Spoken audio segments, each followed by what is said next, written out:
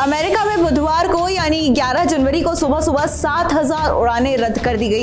Airport system में बड़ी गड़बड़ी की वजह से देश भर में हजारों यात्रियों को एयरपोर्ट पर फंसे रहना पड़ा। यूएस फेडरल एविएशन एडमिनिस्ट्रेशन ने जानकारी दी कि नोटिस टू एयर मिशन यानी नोटैम नामक एक प्रमुख पायलट नोटिफिकेशन सिस्टम में आई गड़बड़ी की वजह से उड़ानें रद्द कर दी गई। अब ऐसे में समझते हैं कि ये नोटैम है क्या और एयर ट्रैफिक ठप क्यों हुआ था। फेडरल एविएशन एडमिनिस्ट्रेशन का सिस्टम नोटैम को पायलट तक डिस्ट्रीब्यूट करता है।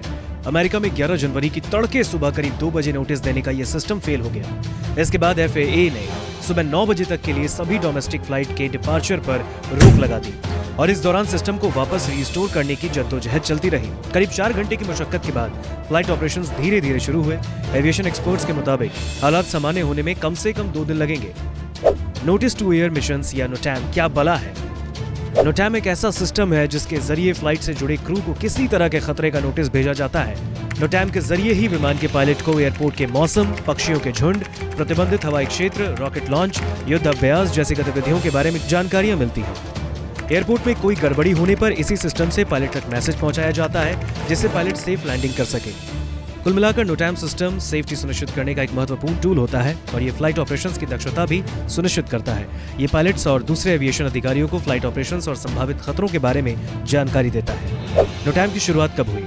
नोटैम की शुरुआत का इतिहास करीब 75 साल पुराना है। 1947 में यूनाइटेड नेशन की एक स्पेशल टीम ने इंटरनेशनल एयर ट्रैवल के साथ एक समझौता किया, जिसके बाद ही विमान और उसमें यात्रियों की सुरक्षा के लिए टेलीकम्युनिकेशन के जरिए नोटैम जारी किए जाने लगे। पहले इसे नोटिस टू एयरमैन कहा जाता था, लेकिन 2021 में अमेरिका में इसका नाम बदलकर नोटिस टू एयर मिशंस कर दिया गया।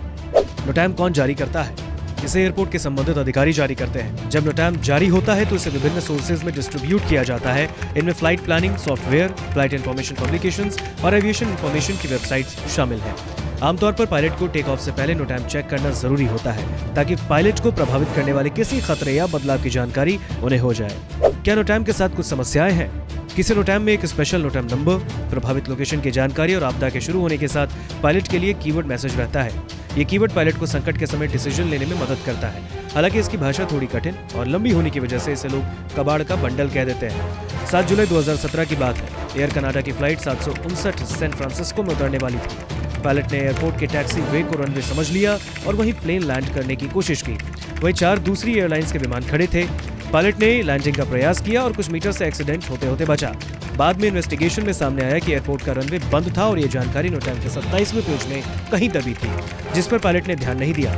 इसे लोग कबाड़ का बंडल तक कह देते हैं। एयर कनाडा की घटना इसी लंबे और बोझिल नोटिस की वजह से हुई थी। फेडरल एविएशन एडमिनिस्ट्रेशन ने जानकारी दी कि सामान्य हवाई यातायात संचालन पूरे अमेरिका में धीरे धीरे फिर से शुरू हो रहा है। हम प्रारंभिक समस्या के कारण की जांच कर रहे हैं। FAA ने ट्वीट कर जानकारी दी थी कि हम अभी भी नोटैम को पूरी तरह से सही करने के लिए काम कर रहे हैं। कुछ फंक्शंस अब सही से काम कर रहे हैं जबकि कुछ बाकी है। FAA ने बताया कि हम चीजों को वेरीफाई कर रहे हैं, अब सिस्टम को फिर से खोल रहे हैं। नेशनल फ्लाई जोन सिस्टम में ऑपरेशंस प्रभावित है, खामियों को तेजी से दूर किया जा रहा है। हम स्थिति से लगातार आपको अपडेट करते रहेंगे। अमेरिकी इतिहास में ये पहली बार इतनी बड़ी तकनीकी खराबी के बाद व्हाइट हाउस का भी बयान आया था। राष्ट्रपति जो बाइडेन ने पूरे मामले में FAA से रिपोर्ट मांगी है।